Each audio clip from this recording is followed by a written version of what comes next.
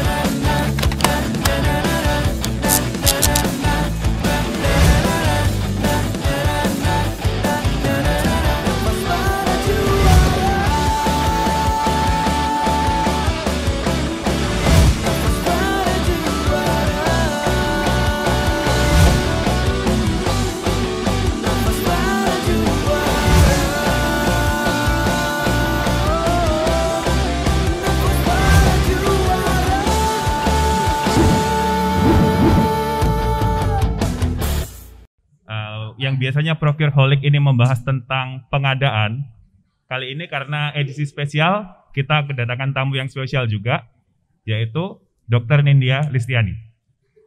Selamat siang dok. Selamat siang. Gimana kabarnya dok? Sehat? Sehat, alhamdulillah sehat. Hari ini masih baik, gimana kabarnya? Saya alhamdulillah sehat dok. Alhamdulillah. Baik. Langsung saja dok, kan karena sekarang kan sedang bukan tren ya, sedang maraknya virus corona atau biasa kita sebut COVID-19. Itu gimana dok? Kalau dari kinerja tenaga medis atau gugus tugas khususnya di Pemprov DKI dalam penanganan COVID-19 sejauh ini? Oke, sebelumnya selamat siang untuk semuanya, salam kenal. Saya Dr. Nindi, saya bekerja di RSUD Kebayoran Lama. Oh iya, lupa tadi perkenalan ya, dok. Boleh perkenalan dulu dong. Oke, sorry ya perkenalan dulu. Soalnya katanya kalau tak kenal maka tak sayang. Ya. Jadi aku kenal dulu ya. Hai semuanya. Selamat, ini pagi atau siang? Pagi kayaknya masih ya? Oh siang ya? Oke. Siang nih dok. Selamat siang, saya Dr. Nindi ya, dokter di RSUD Kebayoran Lama, saya dokter umum. Di sini saya memegang IGD dan rawat jalan di RSUD Kebayoran Lama. Kebayoran Lama. Iya, nah RSUD Kebayoran Lama ini adalah salah satu RSUD di DKI Jakarta, di bawah Pemprov DKI Jakarta. Tadi pertanyaannya mengenai penanganan COVID ya. Kinerja. Di DKI Jakarta. Betul. Bagaimana ya? Gugus tugas atau Oke, sejauh ini dari awal pertama kali kita ada kasus mulai dari tanggal 1 Maret itu ya sampai sekarang di RSUD Kebayoran Lama sendiri kita menerima pasien COVID pertama tanggal 12 Maret. 12 Maret. 12 Maret. Jadi kalau sudah sampai sekarang berarti dihitung-hitung sudah 7 bulan ya. Kurang lebih 7 bulan. 7 hampir 8 bulan ya. Betul, hampir 8 bulan. Perjuangan di DKI Jakarta itu berat yang jelas. Pasti ya. Pasti berat gitu. bukan hanya dari sisi kami tenaga kesehatannya aja, tapi dari sisi masyarakatnya juga baik ya di DKI Jakarta. Kalau saya bisa bandingkan dengan, sebenarnya nggak bagus ya bandingin ya, cuma iya dok, kalau saya membandingkan dengan apalagi di beberapa daerah gitu ya, masyarakat DKI Jakarta tuh aware dengan kesehatannya mereka tuh, dan banyak kok protokol-protokol kesehatan yang sudah dicanangkan oleh Pemprov DKI, oleh Dinkes DKI Jakarta, itu diikuti dengan baik oleh masyarakat. Ya adalah pasti gak mungkin kita 100% seluruh masyarakat mengikuti semuanya. Pasti kan ada juga yang ya percaya ini, percaya itu gitu ya. Tapi kalau saya apa yang saya rasakan, makin kesini masyarakatnya makin aware. Dan juga protokol-protokol kesehatan yang dari awal pertama kali ada COVID sampai sekarang bulan Oktober ini, yang jelas makin bagus, makin tertata. Kalau kita juga mau membandingkan lagi dengan beberapa daerah gitu ya, di Jakarta itu jelas protokolnya. Ya pasti namanya sebuah sistem ada kekurangan lah ya. Betul. Tapi selalu kami perbaiki dari awal pertama kali sampai bulan Oktober ini. Iya. Kan di Jakarta sendiri kan jelas populasinya sudah sangat padat ya. Jadi kalaupun dibandingin tadi dok sama daerah-daerah lain, jelas Jakarta lebih banyak, dan untuk mengedukasi para masyarakat kan juga nggak gampang kan dok ya. Iya. Jadi perlu memang harus bahasanya yang ngena langsung, jangan yang rumit-rumit. Bahasa dokter kan juga susah dipahami oleh masyarakat. Iya benar. Oke. Benar banget. Kan tadi dari tindak penanganan. Iya. Kalau dari tindakan preventif, apa yang sudah dilakukan oleh gugus tugas atau tim medis di Pemprov DKI Jakarta? Oh ya mas, sebelum ini saya ada video, mungkin teman-teman bisa nonton videonya. Ini saya ambil, ya saya ambil dari YouTuber, namanya Kok Bisa. Mungkin kalau ada yang tahu di sini, boleh dimainin videonya biar bisa tahu kira-kira COVID-nya seperti apa.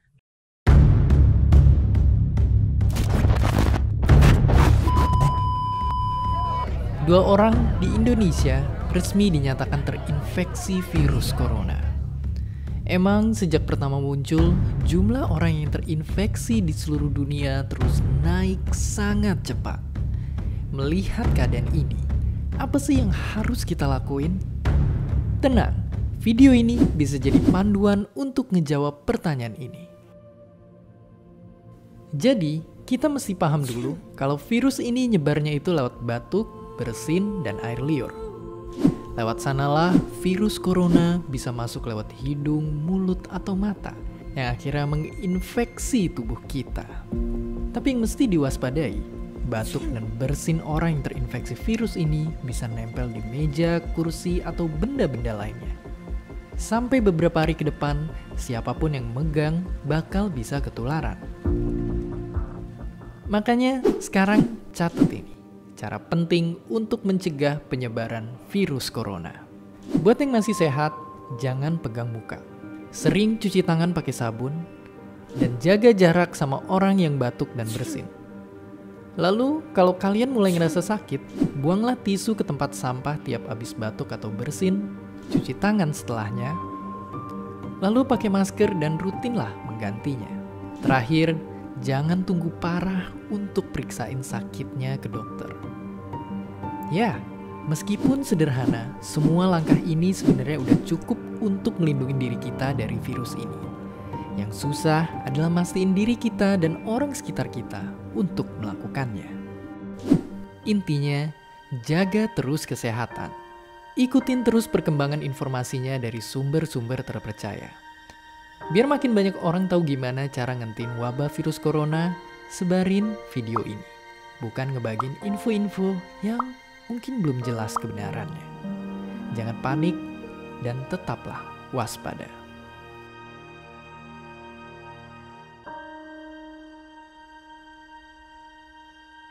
Cukup menarik videonya. Kok Bisa? Dari Kok Bisa. Kenapa saya ambil dari akun ini? Karena video-video mereka ini dari sumber-sumbernya terpercaya. Nanti boleh dibuka di YouTube, banyak informasi pengetahuan dari akun ini gitu ya. Jadi pertanyaan ini yang ke pencegahan ya Mas ya. Ini ada saya tulis di sini juga. Boleh next. Pertanyaannya adalah tindakan preventif apa ya Mas ya? Betul. Oke, next. Nah, pertama-tama saya mau ucapin terima kasih banget nih Mas Iqbal. Gimana itu? Sudah menanyakan mengenai preventif atau pencegahan. Kenapa?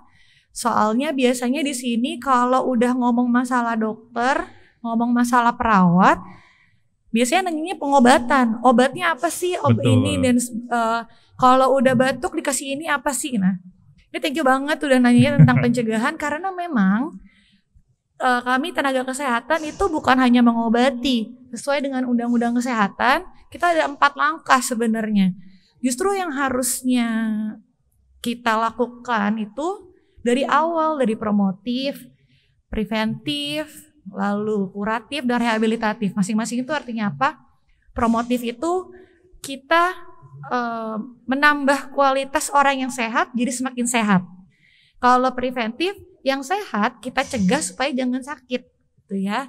Kalau kuratif itu artinya orangnya sudah sakit kita obati. Dan yang terakhir rehabilitatif, orangnya sudah sakit, sudah sembuh, lalu kita mengembalikan kondisi pasien seoptimal mungkin, kalau bisa seperti sedia kala, gitu ya. Nah biasanya sih yang ditanyain preventif ini tentang apa ya? Kita lihat nih, next lagi boleh. Sebenarnya kalau kita mau nanya yang udah dilakukan sama DKI Jakarta ya tentang preventif, itu sebenarnya yang mana nih mau kita tanya? Karena menurut teori preventionnya ada 5 levelsnya menurut si level and Clark. Ada primer, sekunder, tersier gitu ya. Intinya pencegahan apa? Kalau primer itu dari sehat supaya jangan sakit. Kalau sekunder udah sakit gimana caranya jangan makin parah gitu. Kalau yang tersier itu udah selesai, udah sembuh, kita mencegah supaya dia bisa kembali, dia bisa produktif kembali. Kita mencegah dia dari tidak produktif gitu ya. Nah dari ini intinya teori lah, ini teori yang sebenarnya ini kesehatan banget, mungkin awam sebenarnya nggak perlu tahu sampai detail banget. Aku cuma mau memberi memberi gambaran aja bahwa sebenarnya preventionnya tuh banyak gitu. Bagi DKI Jakarta, contoh aja mungkin yang pertama nih health promotion ini biasanya yang ditanya sama teman-teman ya ini nih, apa sih promosi kesehatan yang sudah dilakukan oleh Dinkes, oleh Kemenkes gitu ya, atau yang tapi nggak sih biasanya paling banyak ini nih nanyanya. Kalau yang tahap berikutnya ada namanya specific protection. Kami di DKI Jakarta itu bersyukur sekali karena kami tidak pernah kekurangan APD Mas, alat pelindung diri. Disediakan oleh Pemprov DKI-nya sendiri, diberikan juga dari Kemenkes gitu ya. Jadi untuk di Jakarta alhamdulillah banget kita nggak pernah belum sampai sekarang belum pernah dan semoga nggak pernah ya. Berarti stok aman ya? Stok aman. Mungkin waktu awal-awal aja ya itu Mas semua juga orang nggak siap. Jadi kita juga dapat bantuan. Terima kasih orang-orang baik ya. Banyak organisasi yang membantu gerakan-gerakan tuh waktu awal bulan Maret April. Tapi setelah itu kita bisa backup diri kita sendiri. Kita punya stok sampai sekarang stoknya aman. Alhamdulillah. Nah. Untuk health promotion ini kita lihat ya, boleh next. Nah, di DKI Jakarta sendiri health promotionnya tuh banyak Mas. Memang paling banyak dari medsos. Bisa dilihat sendiri di Instagramnya Dinkes DKI, ini aktif kok. Itu juga lagi update ya. Ini baru saya ambil tadi malam screenshotnya. Jadi ini setiap hari ada update dari Dinkes DKI Jakarta. Jadi kalau misalkan bingung-bingung, silakan boleh lihat di IG-nya atau next. Nah ini juga bisa dibuka corona.jakarta.go.id. Kalau yang mau tahu kondisi Jakarta tuh bagaimana sekarang, jumlah penderitanya, jumlah berapa yang meninggal, berapa yang sakit, silakan dibuka di sini, datanya update setiap hari. Wow. Itu mungkin ini yang belum banyak yang tahu kali ya karena detail banget ini sebenarnya. Sebagian mungkin udah tahu. Sebagian ya. Oke, ini makanya semoga karena ini jadi tambah informasi ya. Iya. Nextnya lagi ada lagi Kalau ini dari Satgas COVID-nya. Satgas COVID ini kan langsung di bawahnya Presiden ya. Jadi ini lebih ke arah satu Indonesia. Kalau yang tadi kan khusus DKI Jakarta aja. Nextnya lagi, ini juga Instagramnya Kemenkes, aktif juga. Next, ini kalau mau tahu angka COVID per hari dalam bentuk infografis yang udah cantik banget. Ini boleh dilihat di sini di PKK_Kemkes. Itu contoh infografisnya ada di sebelah kanan. Saya kasih screenshot ya. Next. Nah, ini adalah mungkin ini bukan dari DKI ya, bukan dari Kemenkes, tapi ini dari kalau ini karena saya dokter ya, ini dari teman-teman dokter. Ternyata sekarang tuh media untuk promosi, untuk pencegahan itu udah banyak banget. Kalau dulu kan mungkin ngobrol doang atau mungkin dapat kuliah gitu ya. Betul. Ini sekarang even kamu mau buka TikTok aja itu banyak banget. Iya, untuk media edukasi gitu. Berarti dokter juga aktif di TikTok mungkin, Dok?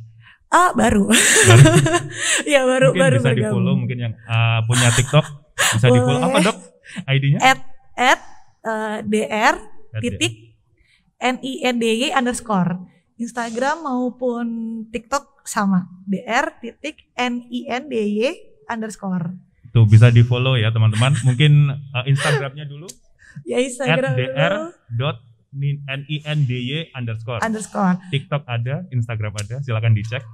Kalau mau tanya-tanya via Instagram, DM juga boleh, silakan ya. Di-follow dulu. Oke. Mungkin pertanyaan. Baik. Jadi kan tadi mungkin masyarakat di Indonesia kan hanya tahu untuk apa sih ini, Dok? Obatnya apa sih?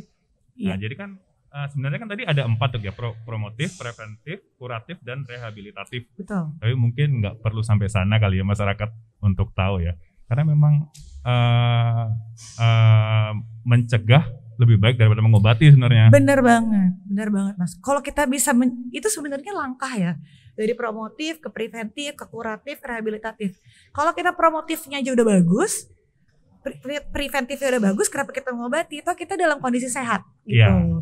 Biasanya kan karena memang maksudnya nggak bisa menyalahkan masyarakat juga ya, karena memang banyak ini sudah budaya mungkin ya, budaya di Indonesia ini apa-apa kalau ke dokter sudah dalam kondisi sakit, bukan dalam kondisi konsultasi. Konsultasi itu kan masih baru banget ya sekarang, lewat Halodoc, sorry aku nyebut merek ya, lewat apalagi ya. Karena itu paling mudah, Dok. Aplikasi itu lebih simpel, kita bisa dari rumah langsung akses aplikasi itu. Kayak mager-mager gitu. Mager-mager gitu kan oke itu aplikasinya sebenarnya. Nah itu juga baru tren akhir-akhir ini kan, dan sebenarnya memang tujuannya harusnya dengan telemedicine. Nah telemedicine itu harusnya sih untuk lebih ke arah promotif dan preventif ya. Untuk kuratif tetap kalau dari saya sendiri, kalau untuk kuratif untuk pengobatan lebih baik langsung tatap muka dengan dokternya, karena kita sebagai dokter itu diajarkan tidak hanya melalui anamnesis atau wawancara saja, tapi kita harus lihat kondisi fisiknya, harus dengan pemeriksaan penunjang lainnya, baru kita bisa assess ataupun mendiagnosa si pasien ini. Betul, jadi harus kalau kondisi hanya real ya. Betul, kalau hanya bicara ngobrol aja, kadang-kadang kita suka misdiagnose. Iya, dia bilang apa, kita tangkapnya apa, kan beda biasanya. Bener banget gitu. Oke. Kalau dari segi preventif kan, sekarang banyak yang rapid test, ada swab test atau PCR ya, PCR. Gitu. PCR, ya. Sebenarnya dari masyarakat ini banyak yang mengeluhkan keakuratan dari rapid test tersebut, Dok. Menurut dokter sendiri, apa sih fungsi rapid test ini sesungguhnya? Kalau nggak akurat, kenapa harus diterapkan di Indonesia? Kenapa diterapkan di Indonesia ya? Betul. Oke. Pertama, rapid test itu kan tadi pertanyaan dengan swab test juga ya, perbedaannya. Intinya si rapid test ini kita itu ngecek daya tahan tubuh, antibody kita. Iya, jadi dicek kita udah ada daya tahan tubuh belum sih terhadap si virus itu. Kalau misalkan ternyata reaktif, nanti kan ada ya IgG dan IgM itu mungkin di sesi lainnya lagi ya kalau saya menjelaskan. Intinya kalau reaktif itu artinya kita sudah pernah terinfeksi sebelumnya. Itu hanya ngecek doang bahwa kita sudah punya antibody, udah punya daya tahan tubuh belum sih terhadap virus itu. Tapi kita tetap nggak bisa bilang misalkan nih dibilang reaktif, kita lagi terinfeksi apa enggak ya? Itu tetap kita harus pastikan dengan swab test. PCR test, karena PCR test itu yang menentukan saat itu sedang terinfeksi atau tidaknya. PCR gitu. test ya. Betul. Berarti untuk rapid test ini biasanya hanya sekedar mengetahui kita apakah ada reaktif atau tidak terhadap virus corona tersebut kan, Dok? Nah, ini aku ada ambil screenshot lagi. Next lagi aja cari yang ini. Terus cari yang ini rapid test. Oke. Next. Nah, mungkin ini juga saya kembali lagi, saya juga tidak menyalahkan masyarakat lagi ya kalau memang informasinya juga belum sampai mungkin ya ke masyarakat. Makanya di sini kita sama-sama belajar aja bahwa kita punya pedoman tentang COVID yang dikeluarkan oleh Kemenkes. Ini sudah sampai revisi yang kelima, jadi udah direvisi terus gitu ya, setiap bulan direvisi lagi. Ini revisi terakhir tanggal 13 Juli 2020. Bisa kita baca sama-sama bahwa penggunaan rapid test ini tidak digunakan sebagai diagnostik. Jadi ini hanya digunakan jika ada keterbatasan saat ada swab PCR. Kenapa? Ini kita ngebayanginnya jangan di Jakarta ya, ngebayanginnya kayak di pelosok banget gitu kan. Akses swab test teman saya di daerah itu ada. Akses swab test itu hanya sekitar 6 jam dari kotanya. Jadi kalau mau nganterin hasilnya aja mesti 6 jam dulu ke kota, dari kota terus berapa hari lagi karena ngantri dalam satu provinsi di situ aja tempatnya. Jadi jadi numpuk ya. Numpuk gitu. Jadi mungkin orang juga di daerah kesulitan ya untuk mencari akses ini, dan memang Kemenkes pun bukannya diam, Kemenkes tetap berusaha untuk mengadakan untuk menambah gitu ya, menambah laboratorium di daerah-daerah. Tapi selama belum bisa memadai, akhirnya mau nggak mau digunakan rapid test dulu gitu. Dan bisa dibaca di bawahnya juga bahwa WHO itu kan organisasi kesehatan dunia. Di sini aja yang dia bilang bahwa rapid test ini hanya untuk penelitian aja gitu. Itu di update yang kelima ya. Memang di update yang sebelum, di revisi yang kelima. Maaf. Di revisi sebelumnya rapid test sempat dijadikan memang alat tes untuk COVID di Indonesia. Gitu. Tapi untuk sekarang kita udah nggak pakai itu lagi untuk mendiagnosa, kita hanya menggunakan swab test. Oke, Dok. Sebenarnya kalau di kantor kita di Dijen Aus sendiri, karena kemarin rapid test dirasa mungkin kurang akurat ya. Jadi kita waktu itu bekerja sama dengan salah satu rumah sakit juga, kita mengadakan serologi tes. Nah, kalau menurut dokter sendiri, apa sih bedanya rapid test dengan serologi test? Apakah sama aja atau tingkat keakuratannya yang beda? Bagaimana, Dok? Kalau sebenarnya gini, serologi test saya juga belum terlalu mendalami banget ya. Tapi kalau mungkin ini bahasa awamnya saya menjelaskan, serologi test tuh kita nyari jejak. Kita udah pernah didatengin sama tuh virus atau belum sih ke dalam tubuh kita gitu. Berbeda dengan rapid test tuh antibodi kita sudah terbentuk atau belum ya? Gitu. Jadi kalau serologi ini kita udah pernah si virus ini udah ninggalin jejak belum ya di dalam tubuh kita? Gitu. Bisa saja serologi tesnya hasilnya positif, tapi rapid testnya non reaktif. Bisa aja. Bisa jadi karena kadar virus di dalam tubuhnya itu mungkin nggak banyak, belum sampai tahap menimbulkan membentuk antibodi kita gitu. Banyak nggak dok yang kayak gitu? Pasien saya banyak. Mungkin kalau bilang banyak angkanya berapa?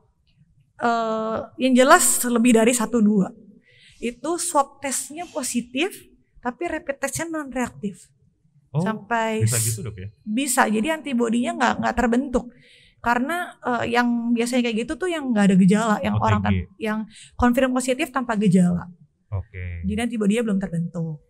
Baik, jadi memang untuk mengetahui apakah kita terpapar virus COVID-19 ya dari swab test, PCR test maksudnya. Betul. Baik.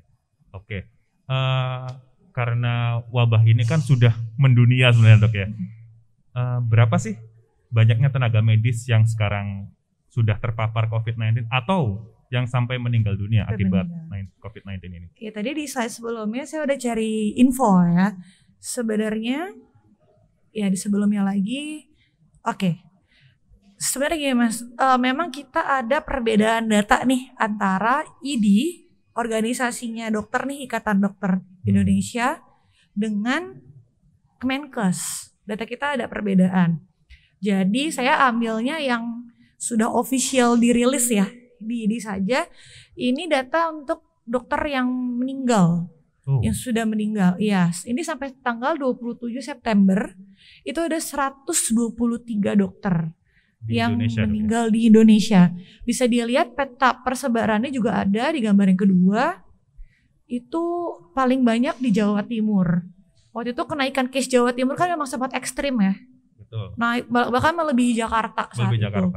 Nah, itulah saat terbanyak dokter di Jawa Timur meninggal.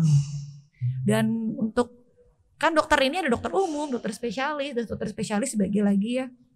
Yang paling banyak itu adalah dokter umum yang meninggal karena mungkin garda di rumah sakit ya. Jadi mungkin paling terpapar pertama kali itu dokter umum. Dokter umum, betul juga dok ya. Jadi sebenarnya kalau untuk menghindari hal ini kan sebenarnya memang untuk edukasi ke masyarakat dok ya. Iya. Cuma kan untuk sekarang kayaknya agak sulit dok ya untuk mengedukasi masyarakat harus cuci tangan, harus buang sampah di tempatnya. Nah sekarang kalau untuk ini dok penggunaan masker, baik masker kain maupun masker yang triple ply itu sebaiknya bagaimana dok? Kalau masker triple ply apakah harus ganti setiap berapa jam sekali? Kalau masker kain baiknya digunakan kapan atau berapa kali seperti itu dok? Masalah masker. Kalau menurut update dari WHO sama CDC, Organisasi Kesehatan Dunia ya, itu sebenarnya untuk masyarakat awam non medis masih diperbolehkan menggunakan masker kain. Tapi masker kainnya minimal 3 lapis. Triple ply, 3 lapis triple ply.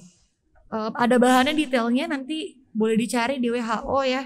Detail bahannya apa aja, yang jelas 3 lapis. Sehingga saya katun 3 lapis. Ya makanya kan sekarang scuba udah nggak boleh ya, masker scuba ya, udah harus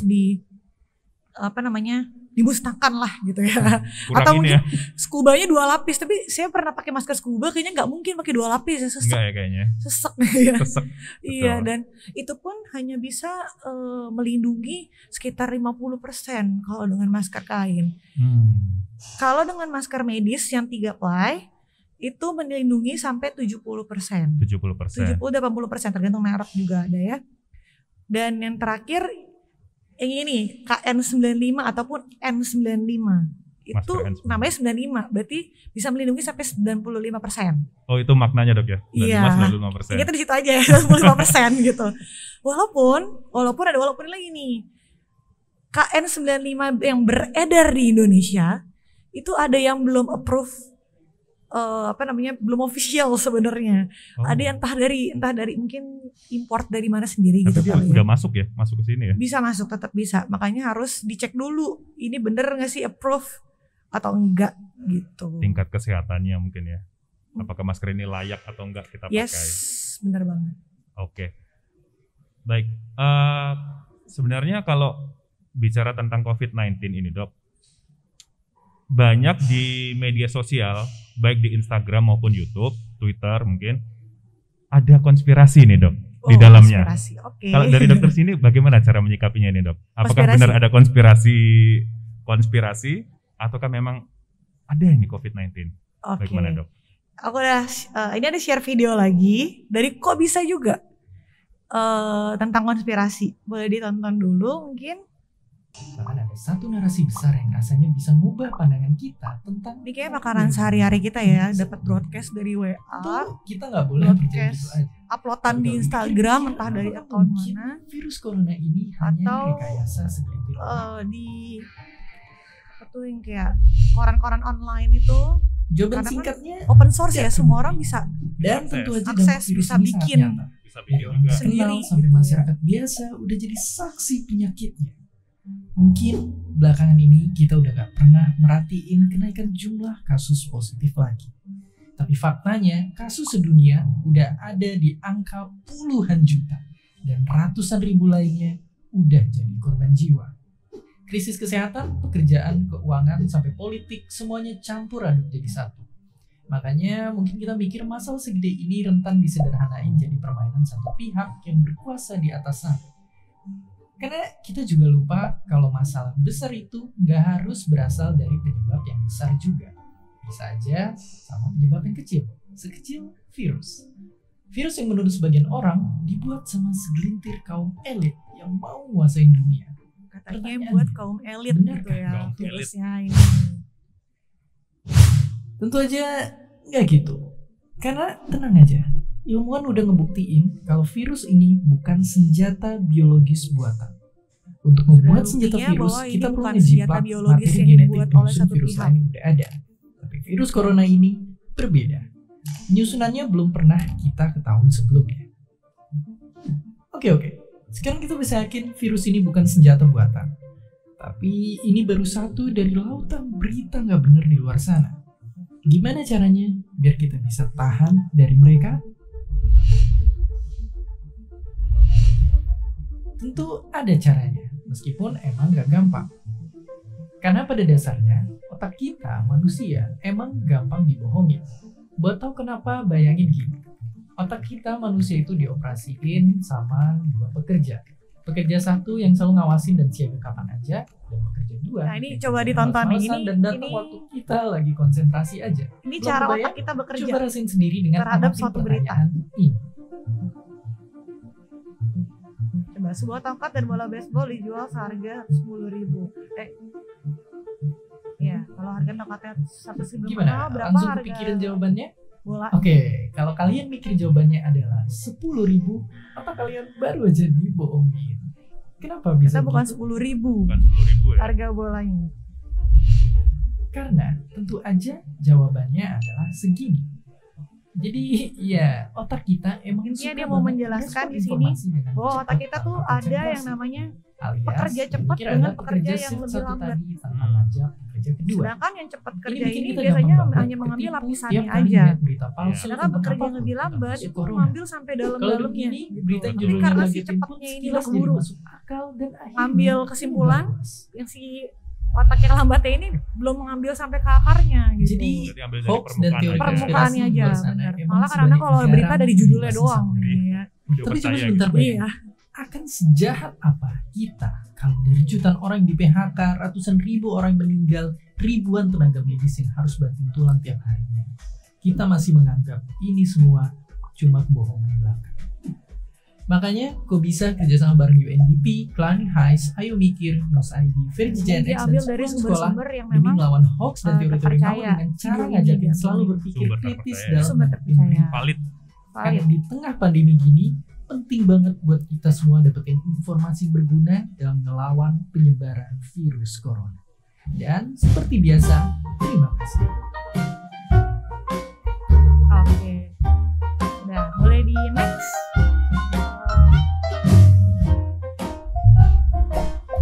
Terima kasih udah nonton. Kok bisa? Punya pertanyaan lagi? Tulis aja di kolom. Boleh next. Selanjutnya. Oke, ini pengen tahu aja sih ya Mas Iqbal dari video tadi kira-kira kalau menurut Mas Iqbal sih, apa yang bisa diambil? Gitu. Kalau menurut saya nih dok ya, iya. Sebenarnya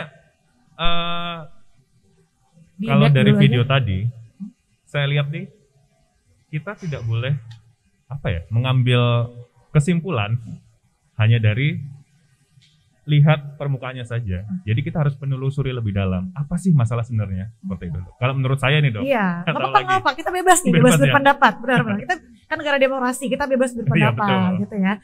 Oke. Gimana ini nih dok?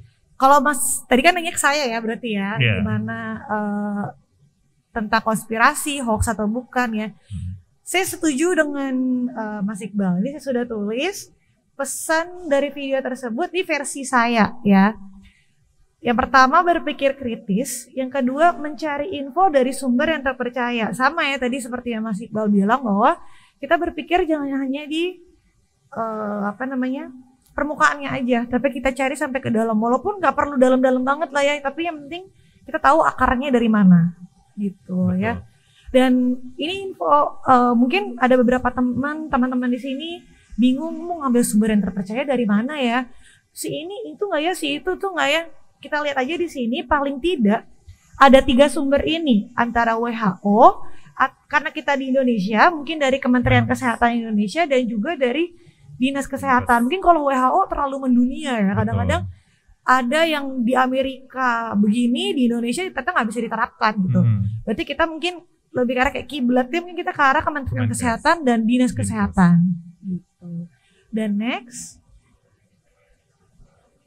ya berikutnya, oke. Ini yang mau saya tanamkan, yang mau saya message dari saya.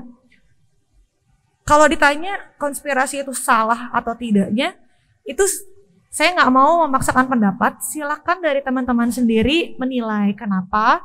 Karena buat saya sendiri tidak ada yang tidak mungkin di dunia ini. Dan pesan berikutnya adalah saat kita mau nge-share sesuatu, saat kita mau memberikan pendapat dan sebagainya, buat saya silakan Anda percaya, ucapkan, dan lakukan sesuatu yang dapat Anda pertanggungjawabkan. Jadi jangan hit and run. Ya kan banyak orang nge-share begini, begitu ditanya balik, nggak tahu tuh dari grup sebelah. Dari grupnya si bapak ini, grupnya ibu-ibu arisan ini, grupnya si siapalah gitu ya. Jadi jangan hit and run, baca dulu, jangan langsung share-share gitu ya. Saring sebelum sharing. Di filter. Jadi memang kita harus cari sumber yang valid dulu, menelusuri dulu, jangan langsung share dan kita nggak tahu nih, saya dapat dari sini, kan kita nggak tahu juga itu valid atau tidak. Bener banget, Mas, setuju. Sama saja menyebarkan hoax, Dok ya. Benar banget. Ini pertanggungjawabannya ini nggak cuma ke diri kita sendiri, nggak cuma ke teman doang, nih untuk masyarakat banyak loh. Iya, masyarakat sekali kita luas. sharing bisa ratusan orang, ribuan orang baca hal itu, dan bukannya nggak mungkin, pasti ada yang percaya gitu ya terhadap hal itu. Gitu. Pasti ada. Apalagi WhatsApp keluarga nih, Dok. Yes. Pasti percaya. Pasti ada. Oke. Seandainya nih, Dok ya, salah satu dari kita ini tiba-tiba ada yang terpapar, amit-amit ya, ada terpapar COVID-19 nih. Oke. Sebenarnya gimana sih, Dok, protokol yang benar? Misalnya ya, salah satu di antara kita nih, Dok. Ya, amit-amit ya, amit-amit ceritanya, amit-amit. Ada yang terkena COVID-19. Itu tindakan pertama dan yang benar tuh gimana sih, Dok? Oke. Kita lihat di sini lagi ya. Oke. Pertanyaan bagaimana protokolnya yang diterapkan jika di antara kami ada yang terpapar ya COVID-19. Nah, terpapar sendiri itu kita punya definisinya di sini, Mas. Dari segi medis ya. Ini ya intinya nih saya ambil dari pedoman juga. Dari pedoman silakan dilihat. Kalau terpapar kita bilangnya namanya kontak erat dengan pasien COVID. Nah, ada A, B, C, D. Yang kita lihat A sampai C-nya aja. D-nya nggak perlu. Yang A kita lihat yang pertama kontak tatap muka berdekatan dengan kasus konfirmasi, mau dia bergejala, mau tidak bergejala ya, tapi sudah dibilang oh ini orangnya konfirmasi positif nih dari COVID. Tapi kita lihat sendiri jaraknya, radiusnya harus di bawah 1 meter. Dan keduanya tidak menggunakan masker ataupun menggunakan masker tapi yang tidak sesuai kriteria. Jadi gini, misalkan amit-amit nih Mas, amit-amit banget ya. Saya positif COVID nih. Ini Mas Iqbal di sana. Ini jaraknya kan lebih dari 1 meter nih. Saya menggunakan masker. Apalagi saya menggunakan kain 95. Mas Iqbal menggunakan masker kain 3 lapis. Berarti kita tidak kontak erat. Harusnya safe, harusnya aman. Harusnya safe, benar. Sehari-hari kita harus jaga jarak gitu ya. Nah, yang kedua bisa kita lihat lagi sentuhan fisik langsung. Jadi kalau ada yang pegang gitu ya, pelukan, cipika-cipiki itu kan ada, itu budaya Indonesia banget ya. Ketemu cipika-cipiki gitu ya. Nah, itu bisa aja berpotensi. Bisa berpotensi, apalagi abis salaman nggak cuci tangan. Oh iya. Pegang-pegang mata, pegang-pegang mulut, hidung gitu ya. Next yang ketiga, ini untuk tenaga kesehatan atau orang di rumah yang merawat keluarganya sendiri. Jadi kita kan punya level-level untuk alat pelindung diri ya Mas ya. Misalkan dengan pasien yang cengap-cengap, pasien yang nafasnya sesak sekali, kita tenaga medis menggunakan APD level 3, pakai hazmat, pakai masker N95, goggles, boot dan sebagainya gitu ya.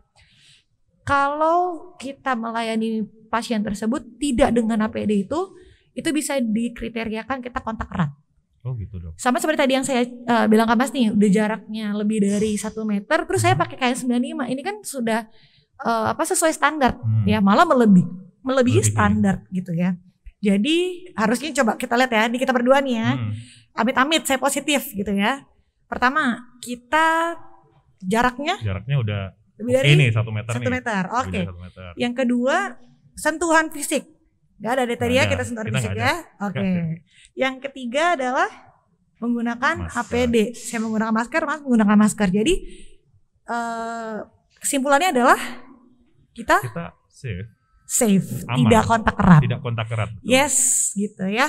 Nah, nextnya boleh di next slide-nya. Next, Mas. Ya, di next slide-nya. Nah, biasanya nih kalau kita begini misalkan, itu tuh ibu yang di ujung kemarin habis swab test ternyata positif. Biasanya satu ruangan ini akan lari-larian kalang kabut. Iya. Wah, positif dan sebagainya. Nah, itulah pentingnya langkah pertama nih. Keep calm and take a breath ya. Kita punya 3 langkah yang perlu awam tahu deh.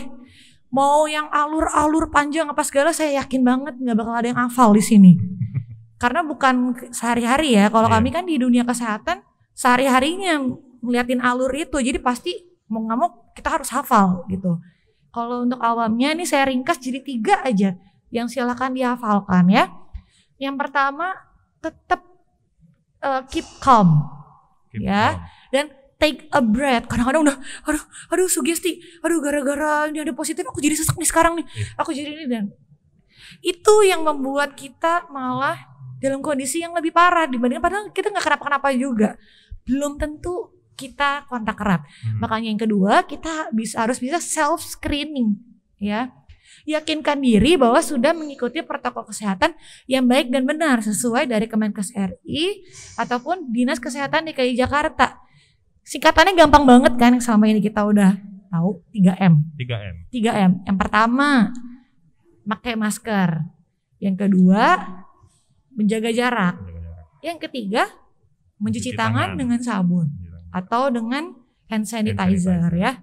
Jadi kalau kamu merasa setiap hari sudah menjalankan itu dengan baik, sebenarnya menurut aku nggak perlu takut gitu, nggak perlu panik. Kalaupun misalkan nggak sengaja, berarti aku kontak erat nih sama seseorang lah yang dinyatakan positif, keep calm aja dulu selama tidak ada gejala ya. Keep calm itu maksudnya bukan ya udah nggak usah kemana-mana, di rumah aja, nggak usah di swab test deh atau sebagainya, nggak juga gitu. Oke, kita ke nomor 3, seek medical help. Kalau Anda sudah yakin ada kontak erat dengan kriteria-kriteria tadi, silakan konsultasikan ke dokter. Dokternya harus yang punya STR dan SIP. Ya, kenapa? STR itu seperti SIM untuk kita nyetir. Jadi kalau dokter nggak punya STR, nanti biasanya kita sebut dengan dokter-dokter atau yang suka banyak di Instagram tuh, biasanya di medsos. Dokter diagnosa ini, dokter diagnosa itu, padahal ternyata dia tidak terdaftar. Tidak terdaftar di Konsil Kedokteran Indonesia. Jadi pastikan ke fasilitas kesehatan yang terpercaya dan dokternya terdaftar gitu ya. Jika kamu ada gejala, silakan ke rumah sakit. Gejala batuk, pilek, demam, silakan ke rumah sakit, ketemu dokter di rumah sakit. Tapi kalau tidak ada gejala dan merasa benar kamu kontak erat, silakan ke puskesmas sesuai domisili gitu ya. Dua-duanya ada swab test nggak dok? Ada pemeriksaan lainnya? Ada gitu ya. Jadi silakan self screening dulu kalau memang benar kontak erat, ke tempatnya masing-masing ya. Kalau nggak ada gejala ke puskesmas, tapi kalau ada gejala silakan datang ke rumah sakit. Terutama RSUD di DKI Jakarta itu terbuka, dan kalau memang kamu benar suspek COVID, kita 100% free. Tidak ada biaya apapun, free dari swab testnya, dari perawatan sampai pulang, cuma bermodalkan KTP aja dan mengikuti prosedur yang kita buat di Dinkes DKI Jakarta. semuanya ditanggung oleh pemerintah. Wow. Ini sebenarnya info cukup menarik nih dok ya. Yes. Bisa ditanggung free. Tidak mengeluarkan biaya sepeser pun ya. Enggak. Kalau sampai ada RSUD yang menambahkan harus tambah ini, harus tambah itu, kita punya pengaduan khusus gitu ya. Jadi silakan diadukan di situ. Mungkin ini banyak orang yang dari kemarin takut berobat ke sana kemari gitu ya. Dengan alasan swab testnya mahal lah, ini apa segala. Kalau kamu takut ini istilah takut tentang bayaran lah gitu ya. Silakan datang aja ke RSUD, tapi yakinkan bahwa kamu benar punya gejala. Ada gejala tersebut. Gejala COVID-nya, tapi kalau nggak ada gejala ke puskes free juga sama puskesmas DKI Jakarta ya. Kalau di daerah lain saya kurang tahu ya, nggak berani bilang. Kalau bayar nggak tahu, kita nggak tanggung juga. Nggak tahu, saya tahu DKI aja. Oke, sebenarnya ini ya sudah tidak ada alasan ya kalau swab mahal tidak menjadi alasan. Kalaupun kita ada gejala seperti terpapar COVID-19, demam, pilek, batuk, langsung saja ke RSUD terdekat. Di sana akan ditanggung biayanya free, kata Dokter Nindi ya, bukan kata saya ya. Kata Pemprov DKI Jakarta. Pemprov DKI Jakarta maksudnya. Kalau bayar nanti bisa ada layanan pengaduan, diadukan saja karena itu memang benar-benar. Tapi free. DKI Jakarta ya, saya garis bawahi lagi DKI Jakarta. Kalau daerah lain saya nggak berani ngomong karena saya bekerjanya di DKI Jakarta. Baik. Oke. Ini dokter kan sebagai salah satu tim medis yang menangani COVID-19 juga dok ya. Iya. Pernah nggak sih dok merasa takut waktu menjalankan tugas seperti ada pasien yang COVID-19 dan dokter bertugas seperti itu? Ada rasa takut nggak sih dok sebenarnya? Oke, kalau dibilang kita nggak ada rasa takut, bohong ya. Bohong banget. Semua orang pasti punya rasa takut ya. Kebetulan pasien pertama di RS tempat saya bekerja tuh saya yang menangkap pasien COVID pertama. Dan itu buat saya sih saat itu yang saya pikirkan, saat itu kita pakai protokolnya malah belum menggunakan masker. Masih yang orang sehat tidak perlu pakai masker pada saat itu. Saya nggak menyalahkan, saya sama sekali tidak menyalahkan Kemenkes ataupun menyalahkan WHO ya. Namanya ilmu pasti akan selalu berkembang. Pada saat itu mungkin emang belum dibutuhkan, tapi ternyata virus COVID ini seperti yang di video tadi kan, virus ini banyak rupanya ya, bentuknya dia bermutasi dan sebagainya. Akhirnya di update yang selanjutnya baru menggunakan masker untuk semua orang, tidak hanya yang sehat, sakit saja. Yang sehat pun harus tetap diproteksi gitu ya. Ini untuk informasi aja ya. Saya ini survivor. Saya sudah kena COVID pada bulan Maret karena saya waktu itu menangkap pasien itu. Saya melayani pasien itu dan ternyata pasiennya positif COVID. Saya nggak pakai masker karena memang peraturannya belum boleh pakai masker pada saat itu. Dan pasien ini sesak, cengap-cengap. Hal pertama, dibilang takut apa enggak? Jujur aja saya ada rasa takut mas. Tapi saya lebih takut ke arah apakah saya akan menularkan ke keluarga saya. Betul. Menularkan ke teman-teman. Lebih ke arah itu. Saat itu di pikiran saya hanya insting saya, feeling saya nih, ini orang COVID. Dengan berbagai anamnesa lah, wawancara, saya tanya kerjanya di mana, ternyata kerjanya di suatu tempat yang banyak ekspatnya. Pokoknya sudah mengarah ke sana dia, sesak, batuk, pilek, demam tinggi, bekerja di suatu bangunan yang memang isi ekspat semua di situ. Wow, ini udah ngarah banget ke COVID.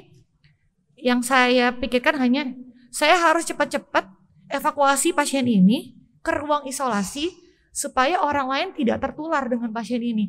Kalaupun memang harus kena, ya udah saya aja atau perawat yang bareng sama saya itu. Cukup kita aja gitu.